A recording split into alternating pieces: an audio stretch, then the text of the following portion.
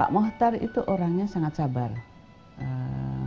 Meskipun kan yang kita kenal selama ini kan Pak Mochtar adalah keras kepala, bukan keras kepala dalam arti keras ini ya. Kalau bersikap, kalau mengatakan A ya A, seperti hitam putih lah Pak Mochtar, identik dengan hitam putih ya, tegas, keras. Tapi selama di obor, beliau itu sangat halus, sangat ngemong kita, apalagi pada perempuan. Pak Mochtar selalu melindungi, menyayangi, terus mendidik gitu. Mochtar Lubis memimpin Yayasan Obor tahun 1978 ketika Badan PBB menyebut Indonesia tengah mengalami kelaparan buku. Sejak saat itu, 1.000 lebih buku diterbitkan yayasan ini. Mochtar Lubis adalah wartawan kum sastrawan yang produktif menulis. Kecintaannya terhadap sastra muncul ketika menempuh pendidikan di Sekolah Ekonomi Partikelir, sekolah untuk anak-anak pribumi di masa penjajahan Belanda. Lulus sekolah, pria kelahiran 7 Maret 1922 ini tak langsung menulis sastra. Pekerjaan pertamanya adalah menjadi wartawan kantor berita Jepang yang memantau siaran radio sekutu.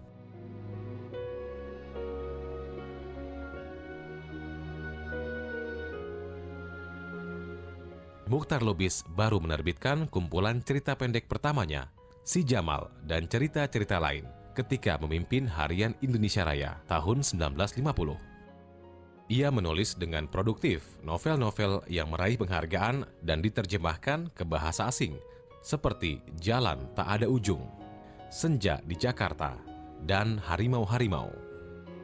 Mochtar pun rajin menulis kisah perjalanannya sebagai wartawan ke luar negeri, seperti Catatan Korea yang berisi pengalaman Mochtar Lubis meliput Perang Korea dan perkenalannya dengan Ninoy Aquino, pria yang kelak menjadi suami Presiden Filipina, Corazon Aquino. Saya rasa dari honorarium atau royalti dari buku-bukunya yang banyak sekali diterjemahkan di luar negeri, dia bisa membiayai kehidupan keluarganya. Dan saya rasa ada pasti lukisannya juga yang dijual gitu kan. Jadi tidak mudah kehidupannya, lumayan sulit. Tapi ya dia tetap memang wataknya memang keras, artinya dia tetap berusaha untuk berpegang pada prinsip kebebasan.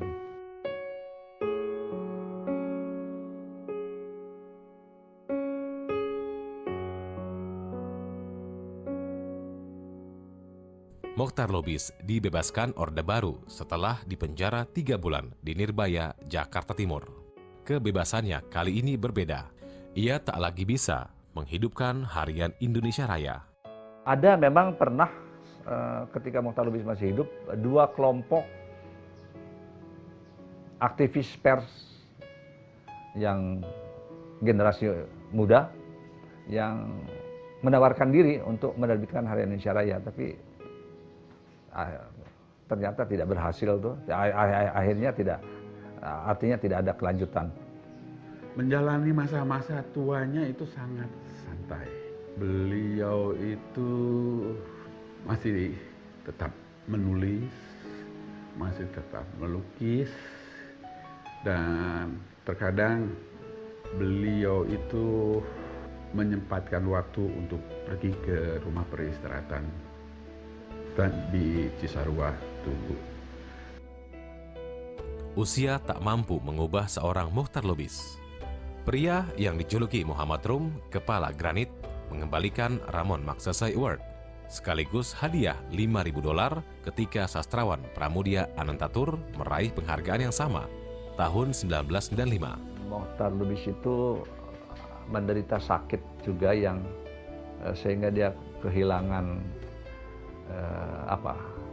kelihatannya kehilangan ingatannya juga gitu ya, karena dari hari ke hari Bung Mochtar ini sering menanyakan di mana ibu, jadi mencari-cari istrinya gitu, seolah-olah istrinya masih hidup gitu, padahal sudah meninggal. Memang orang ayah saya sama ibu saya sangat mencintai. Jadi sangat romantis.